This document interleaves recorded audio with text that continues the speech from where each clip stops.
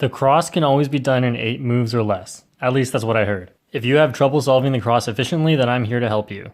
First of all, make sure you're solving the cross on the bottom every time. If you do it on the top, that will slow you down because you won't be able to look ahead into your first pair as easily, and you'll have to do a rotation after you finish the cross. So please make sure you do the cross on the bottom. And now that we've gotten that out of the way, here are 7 tips to help you with your cross.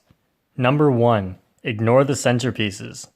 So this is a very basic idea, but I still see a lot of people do it. So you have to make sure that you solve the cross and then align all of the colors. So for example, here we have blue with the blue center here, and here we have orange with the orange center here.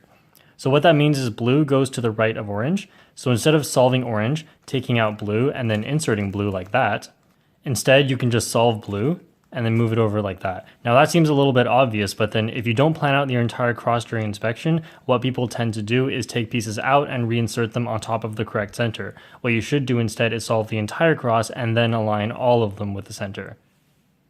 Alright, so here's the same cross again, and we'll do the entire cross this time. So here's orange, and to the right of orange, if you check the centers, should be blue, so blue can go here, and to the right of blue should be red. And lastly we have green, which goes to the right of red.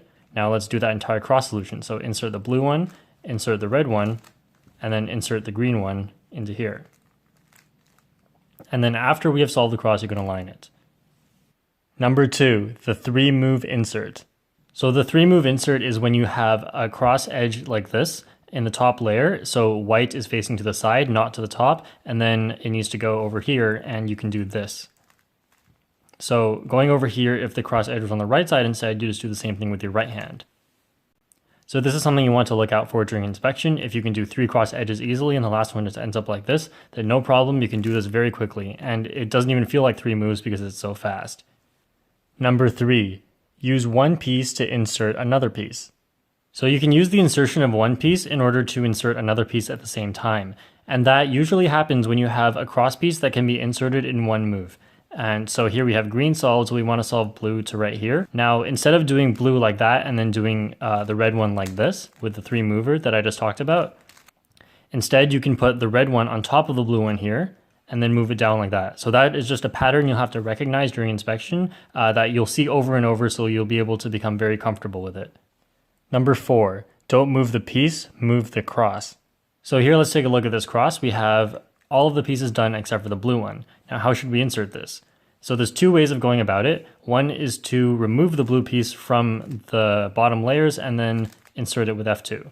Now that's okay, but a better way to do it is instead of moving the blue piece, let's move the entire cross. Because you know you can get the blue piece into here in one move, so you can just move the cross over, get the blue piece in there, and then move the cross back. Now let's take another example and try to apply these concepts. So here again, there are 3 solved, and we want to solve the red one. It needs to go over here. So the thing you shouldn't do, which is the most obvious thing actually, is to take it out like that and then insert it like that. So there are 2 better ways to insert this actually. One of them is what I've just talked about, to move the cross so you can get the red into the empty spot and then move the cross back. And the last way that is also good is to use what I talked about earlier, which is using one piece to insert another piece. So you can move the blue piece over like this and then insert the red and then put the blue piece back.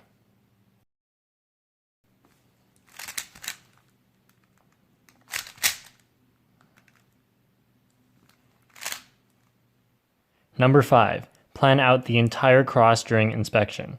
So ideally you want to be able to plan out the entire cross during inspection and not rely on looking at the pieces in order to do the cross anymore. Of course this may not be possible if you have not practiced the other steps as much, but once you have an efficient cross, then this should be very easy to do with practice.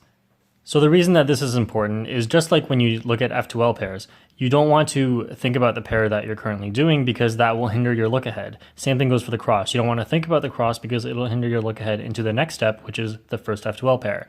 So here, for example, you want to be able to do first pair and your cross without a pause in between. And that is only possible if you can do your cross without thinking about it. So here we go.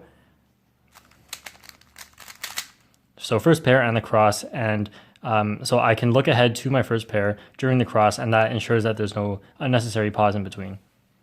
Number 6, watch example solves.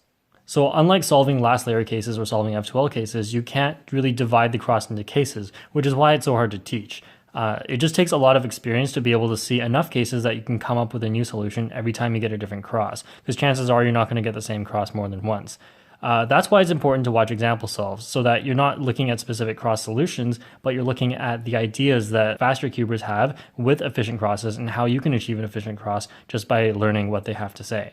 And with that being said, before we get to our last tip, here are some example solves. I will do a total of 4 example solves, and I will do only the cross. So if you try to come up with your own solution by doing the scramble before I actually show my solution, then I think you'd be able to learn a lot more from this.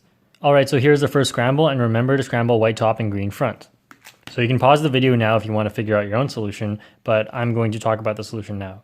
So I have red here and green here. Green goes to the right of red, as you can see in the centers. So I will do R prime as my first move, and then I will do these two next. So after R prime, I will probably do a D to avoid a cube rotation, then start to insert orange over here because that goes opposite of red. Now on the way down for orange, you should recognize this pattern and see that I can put blue on top of orange and then continue going down and insert blue. Then do a D2 to finish the cross.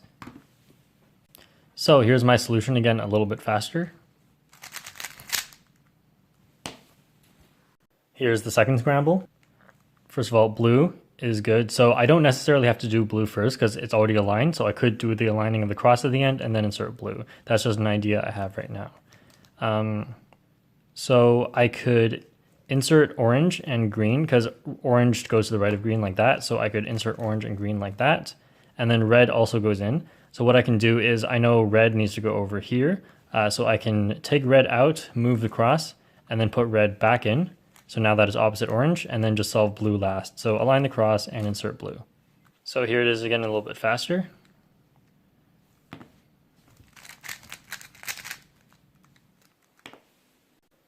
All right, here's the third scramble.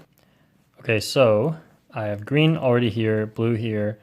All right, what I'm gonna do is I know that I'll have to do a D move at some point to put the red one into the left of green because red goes to the left of green.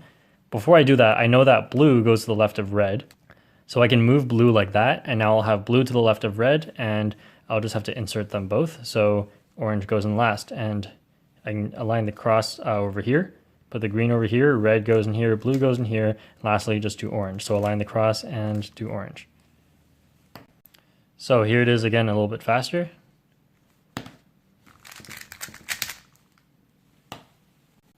And here's the last scramble. Okay, so orange is good, red is good because I can just go here across from orange. And so I know that blue will need to go over here because it goes to the right of orange, and green will need to go over here. So there are a few ways I can think of to do this. So what I would probably do, just because it's the most finger trick friendly, is first of all insert red, then insert blue using the 3 moves that I talked about, so like that. And then for green, lastly, I would do D2 to bring its spot over, and then do F prime to put it in, and then align the cross. All right, and faster. So of course, there are a lot of example solves out there to go watch. A lot of the best cubers in the world have done example solves, so you can go watch how they do their cross. But you can only get so much from watching. So this leads into the next point. Number 7, spend a few minutes per day practicing. So if you really want to improve the cross, you just need to build up an intuition of how the pieces interact with each other and how you can manipulate them so that you can get them to go in a very few number of moves. So what I used to do is just hand scramble up the cube and see what I would do with the cross, and see what creative solutions I can come up with. So for example here, orange, green, and blue, and red here. So I could do blue like this, and then green like this, and then orange, and then lastly insert red like that. So then you can just scramble it up again and see how you solve the cross. And you only have to do this for a few minutes every day. It doesn't take that much, as long as you keep practicing it. So here I could do orange, then green, and then insert blue like this, and then insert red like that.